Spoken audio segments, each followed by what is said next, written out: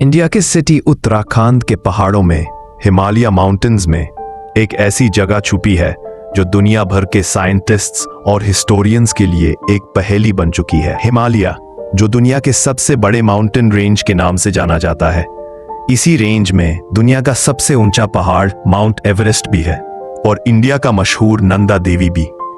इसी हिमालय की बुलंदियों में तकरीबन 5029 मीटर्स ऊपर एक छोटी सी झील है जिसका पानी ज्यादा गहरा नहीं, लेकिन इसके नीचे छुपे हुए राज दुनिया के सबसे बड़े मिस्ट्रीज में से एक है। इस लेक का नाम है रूपकुंड लेक, लेकिन दुनिया उसे स्केलेटन लेक के नाम से ज्यादा अच्छी तरह जानती है, क्योंकि यहाँ पर दर्जनों इंसानों के अजीब व गरीब स्केलेटन्स मिले थे और आज भी वहां स्केलेटन्स मिल रहे हैं। साइंटिस्ट्स ने ऑलरेडी 200 स्केलेटन्स कलेक्ट कर लिए हैं। जब मौसम गर्म आता है और वहां पर आइस पिघलती है तो स्केलेटन निकलते हैं। अब इंडियन अथॉरिटीज ने इस लेक को प्रोटेक्टेड साइट बना दिया है, जहां स्केलेटन को उठाना या डिस्टर्ब करना सख्ती से मना है। दोस्तों, अगर आपको ऐसे हैरान कुन मिस्ट्रीज सुनना पसंद है और अगर आपको ये इंफॉर्मेशन यूजफुल लग रही हो तो एक छोटा सा फेवर करके चैनल को सब्सक्राइब कर दें।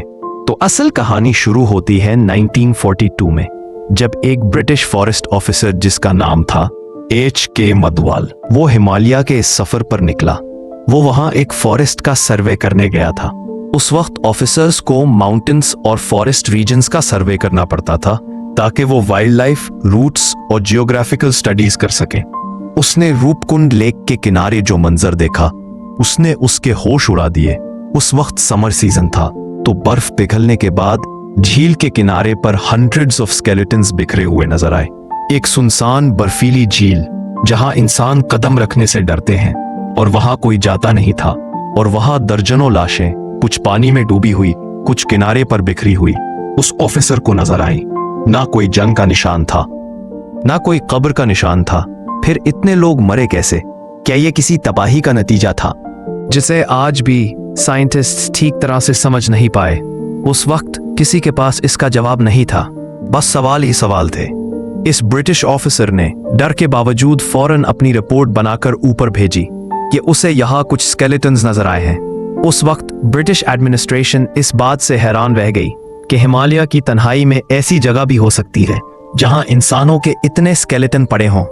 ब्रिटिश ऑफिसर की रिपोर्ट के बाद 1950 में रिसर्चर्स ने पहली दफा रूपकुंड लेक का प्रॉपर साइंटिफिक सर्वे किया। स्केलेटन्स का स्टडी करते हुए उन्होंने देखा कि उनकी बोन्स पर अजीब निशान थे। सर पर क्रैक्स, हड्डियां टूटी हुई जैसे ऊपर से कोई भारी चीज लगी हो। पहले लोगों ने सोचा कि यह किसी जंग का नतीजा हो सकता है, लेकिन हिमालय की इस बुलंदी पर कोई जंग होने का सबूत नहीं मिला। न तलवारों का निशान, न एरोज, न वेपन्स। अगली थ्योरी ये सामने आई कि शायद ये सब लोग किसी रिलीजियस जर्नी पर निकले थे और रास्ते में किसी तबाही का शिकार हो गए, लेकिन इसका जवाब अभी भी क्लियर नहीं था और ये पहेली अब और गहरी होती जा रही थी। 1970s के बाद और फिर 2000s में साइंटिस्ट ने डीएनए टेस्टिंग और कार्बन डेटिंग जैसी मॉडर्न टेक्नोलॉजी इस्तेमाल करना शुरू की। रिजल्ट्स देखकर सब हैरान रह गए। कार्बन डेटिंग से पता चला कि ये स्केलेटन्स अलग अलग जमानों के हैं। कुछ स्केलेटन्स 9th सेंचुरी के थे, यानी तकरीबन 1200 साल पुराने, और कुछ स्केलेटन्स 19th सेंचुरी के, यानी सिर्फ 200 से 300 साल पुराने। सोचें, एक ही झील में दो मुख्तलिफ जमानों के लोग मरकर गिरे हुए थे। ये बात मिस्ट्री को और गहरा कर देती है। और जब डीएनए टेस्ट किया गया तो ये साबित हुआ कि स्केलेटन्स एक ही फैमिली या ट्राइब के नहीं थे। कुछ एक दूसरे से रिलेटेड नहीं लगते थे, मतलब ये लोग अलग अलग ग्रुप्स में आए थे और अलग अलग वक्त में मरे। सबसे ज्यादा शॉकिंग बात उनके सर की बोन्स थी। साइंटिस्ट ने देखा कि उनकी हड्डियां ऐसे टूटी थी जैसे ऊपर से किसी गोल, भारी और हार्ड सी चीज लगी हो। वेपन्स का कोई निशान नहीं था। फिर ये थियरी सामने आई कि ये सब एक मैसिव हेल स्टॉर्म, यानी किसी बर्फ के तूफान का शिकार हुए। शायद हिमालय की बुलंदी पर आइस के गोले इतने बड़े और भारी गिरे कि लोगों के सर फट गए और वही गिरकर मर गए हों। लोकल गांव वाले तो इस थियरी को सपोर्ट करते हैं कि एक राजा और रानी अपनी रिलीजियस जर्नी पर निकले थे और वहां अपने खुदाओं को नाराज कर बैठे। फिर उन पर आसमान से गुस्से की बर्फ बरसाई गई जो उनकी मौत का सबब बनी। ये गोले इतने बड़े और सख्त थे कि उन्होंने पूरे ग्रुप को वहीं मार दिया। लेकिन ये बात सिर्फ वहां के लोकल लोग कहते हैं। ये बात तो साइंटिस्ट भी मानते हैं कि हेलस्टॉर्म की वजह से एक ग्रुप जरूर मरा था, लेकिन कंफ्यूजन इस बात की है कि दूसरे जमाने के स्केलेटन्स वहां कैसे आए। क्या दूसरा ग्रुप वहां बाद में आया और वो भी किसी और नेचुरल डिजास्टर का शिकार हो गया, या फिर इस लेक का अपना कोई ऐसा राज है जो अभी तक इंसान समझ नहीं पाया। एक और थ्योरी ये भी है कि लेक के स्केलेटन्स इसी सोल्जर्स के ग्रुप के हैं। कुछ हिस्टोरियंस का कहना है कि शायद कोई फौज इस रास्ते से गुजरी हो और बुरे वेदर या किसी नेचुरल डिजास्टर का शिकार हो गई हो, लेकिन इस बात का कोई सॉलिड सबूत कभी नहीं मिला। एक और अजीब बात यह है कि यह लेक एक पिलग्रिमेज रूट पर भी आता है। हर 12 साल में एक बड़ा मेला होता है जिसमें हजारों लोग नंदा देवी राज की इबादत के लिए निकलते हैं। रिसर्चर्स मानते हैं शायद पुराने जमाने में भी लोग ये इबादत करते थे और कुछ लोग इस खतरनाक रास्ते पे जान से हाथ धो बैठे। लेकिन हैरानी की बात फिर से वही आती है कि अलग अलग जमाने के लोगों के स्केलेटन्स मिले हैं। लोकल गांव वालों के लिए ये लेक एक हॉन्टेड जगह बन चुकी है। कहते हैं रात को वहां से अजीब आवाजें भी आती हैं। बर्फ के नीचे दबे स्केलेटन्स को वो सिर्फ इंसान नहीं बल्कि आत्माएं मानते हैं जो अब भी चैन नहीं पाए, लेकिन ये सब उनका वहम हो सकता है। आज के दौर में रूपकुंड लेक सिर्फ एक साइंटिफिक पजल नहीं बल्कि एक एडवेंचर डेस्टिनेशन भी बन चुकी है।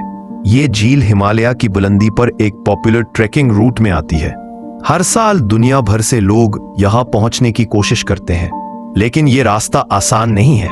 बर्फ, तेज हवाएं और ऑक्सीजन की कमी इस जर्नी को बहुत मुश्किल बना देती है। लेकिन सबसे ज्यादा अटेंशन अभी भी उन्हीं स्केलेटन्स पर है। हर गर्मी के मौसम में जब बर्फ पिघलती है, नए स्केलेटन्स सामने आ जाते हैं। आज तक साइंटिस्ट्स ने 200 से ज्यादा स्केलेटन्स कलेक्ट किए हैं, लेकिन एक्सपर्ट्स का कहना है कि झील के नीचे और भी बॉडीज मौजूद हैं जो अभी तक सामने नहीं आई। इंडियन अथॉरिटीज ने अब इस साइट को प्रोटेक्टेड मॉन्यूमेंट डिक्लेयर कर दिया है।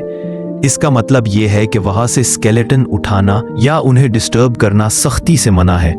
सिर्फ स्पेशल परमिशन वाले रिसर्चर्स ही यहां स्टडीज कर सकते हैं।